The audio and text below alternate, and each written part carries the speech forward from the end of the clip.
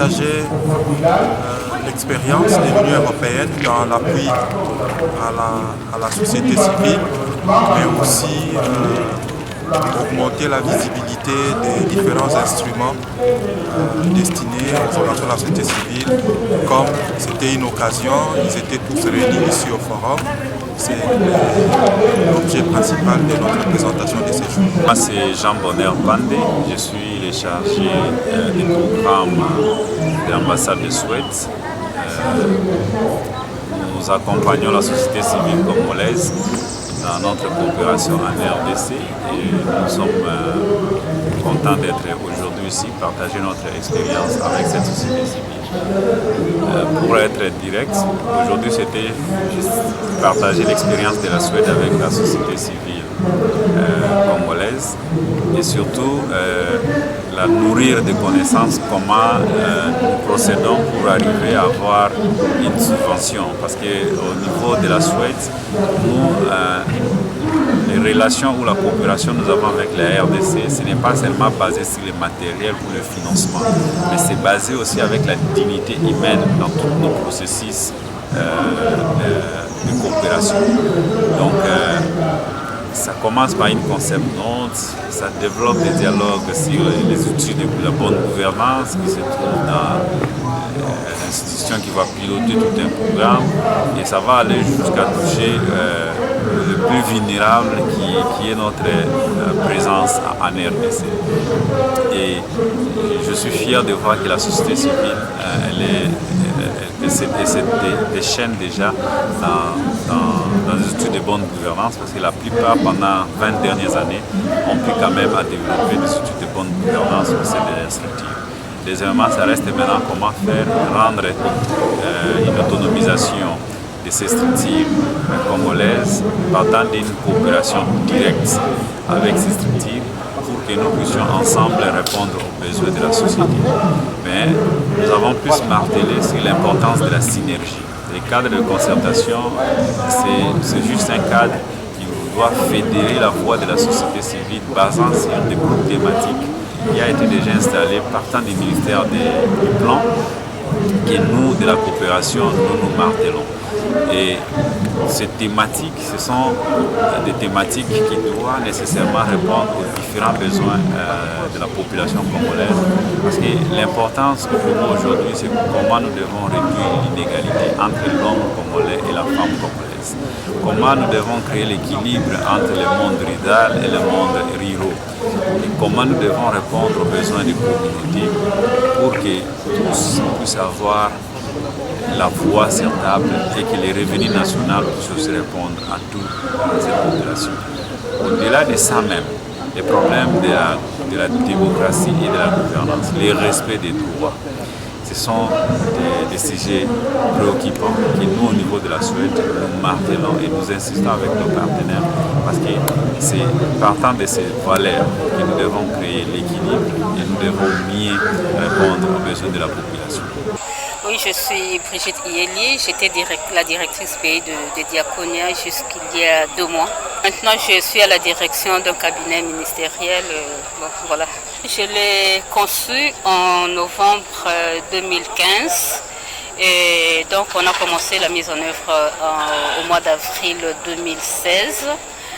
Et donc, depuis 2015, je rêvais de voir une société civile forte et unie, mais aussi une société civile très active qui défend les intérêts de la population.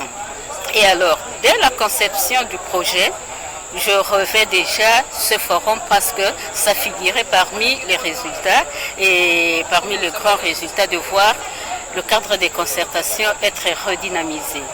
Alors, depuis ce temps, jour après jour, je ne faisais que réfléchir comment rendre réalisable ce projet de forum de la société civile pour la redynamisation justement du cadre de concertation. Et donc, lors de la première année de la mise en œuvre, on a été en train déjà de réfléchir sur cela. La deuxième année, la troisième année, on a rencontré beaucoup de difficultés. Il y a des acteurs et actrices de la société civile qui étaient pour, tout comme il y en a qui étaient contre. Et c'était vraiment un conflit ouvert et il fallait arbitrer, il fallait beaucoup de stratégie, mais aussi beaucoup de sagesse pour éviter vraiment de nuire au projet, pour éviter de nuire aux organisations de la société civile et pour amener tout le monde à converger vers la même direction. Et alors, déjà l'année 2018, l'année passée donc, on avait réussi à redynamiser le cadre de concertation au niveau des provinces. Mais ce n'était pas facile parce qu'il était question qu'on redynamise dans toutes les 26 provinces. Mais avec les conflits ouverts, on n'avait pas pu. On avait finalement réussi à redynamiser dans 11 provinces. Ce qui avait bloqué la tenue du Forum national parce que le participant au Forum national devait provenir de provinces. Alors cette année, on a réussi à redynamiser dans toutes les 26 provinces, ce qui était un exploit, un bon progrès. Et on était en train de préparer vraiment la tenue de ce forum qui me tenait vraiment à cœur. Voilà. Par rapport au projet, nous avons deux grands résultats attendus. Nous avons la redynamisation de cadre de concertation avec les nouveaux animateurs et animatrices, avec les nouveaux outils de gouvernance, avec une nouvelle mentalité et tout. Mais nous avons aussi la mise en place de la maison de la société civile. Et là, ce sont deux grands objectifs à poursuivre. Par rapport à ce qui nous concerne actuellement, la redynamisation de cadre de concertation, déjà le fait que les cadres soient redynamisés de manière inclusive dans toutes les provinces, ça c'est déjà un point fort, un point positif, un progrès qu'on ne peut qu'applaudir. Et maintenant que toutes les provinces sont réunies ici au niveau national pour redynamiser le niveau national, et je vous dis que je suis en train de suivre tout ce qui se passe depuis le démarrage, je ne peux qu'être satisfaite de voir que mon initiative est en train de produire des effets désirés, de produire des progrès. Mais ce que je veux plus, qu'on aboutisse vraiment à des résultats heureux, c'est-à-dire que la redynamisation se fasse de manière pacifique et qu'il y ait vraiment une passation pacifique et civilisée de pouvoir comme nous l'avons vécu tout à la fin au début de l'année 2019. Ça doit être le mode de vie du peuple congolais. Alors on attend cela. Je pense que les acteurs et actrices de la société civile qui sont ici seront plus sages et seront vraiment résoudre les différends qui les opposent pour arriver à ce point-là. Parce que la finalité, ce n'est pas d'avoir une société civile, un cadre de concertation redynamisé pour le simple fait d'avoir un cadre de concertation, mais de voir comment ce cadre de concertation sera renforcé et que les acteurs et actrices membres de cadre de concertation vont commencer à élaborer les politiques, à mettre en œuvre les politiques, à suivre et à évaluer les politiques. C'est ça le plus grand objectif et c'est là pour le bien-être du peuple congolais. Cela soit effectif, je vois déjà comment les travaux se font dans le carrefour. C'est dans une ambiance calme, chacun prend la parole, je crois que ça augure déjà de bons résultats.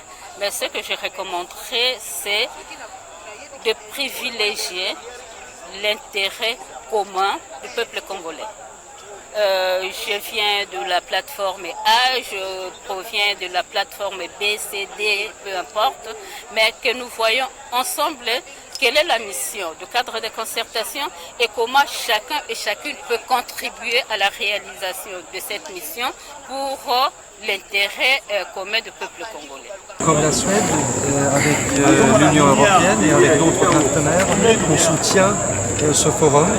Et je n'ai pas pu assister malheureusement à la cérémonie d'ouverture. J'ai voulu quand même être là pour regarder, voir, suivre un peu les discussions animées du forum ce soir. Et j'ai parlé un peu aussi avec les participants, juste pour aussi leur montrer le rôle important que nous on pense qu'ils jouent, que la société civile joue pour le développement démocratique d'un pays. dans la société, les sociétés civiles, c'est aussi quelque chose de très important.